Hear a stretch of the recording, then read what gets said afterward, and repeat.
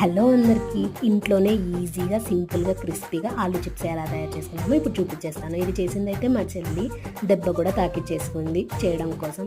First అయితే ఆలూని peel చేసేసుకొని స్లైసెస్గా చేసేసుకొని పక్కన వాటర్లో ఉంచుకోవాలి. ఎందుకంటే వాటర్లో ఉంచుకోకపోతే అవి నల్లగా పడిపోతాయి.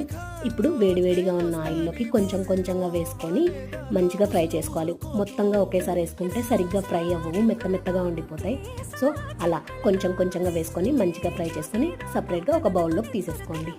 ఇప్పుడు కొంచెంగా సాల్ట్ వేసుకొని మన స్పైస్ లెవెల్స్కి తగ్గట్టుగా కారం వేసి పైకి కిందికి అలా కదుపుతూ ఉంటే మంచిగా మిక్సప్ అయిపోతాయి. బట్ మా డాడీ మాత్రం ఫినిషింగ్ టచ్ నేనే ఇస్తా అంటూ వచ్చి మంచిగా మిక్స్ చేసేసాడు. అలా మొత్తానికి చిప్స్కి అయితే కారం ఉప్పు మంచిగా పట్టింది. ఇప్పుడు అన్నంలోకి పప్పు ఆవకాయ వేసుకొని చిప్స్ నంచుకొని తింటే వేరే లెవెల్. కామెంట్ చేసేయండి అలాగే ట్రై చేశారో లేదో.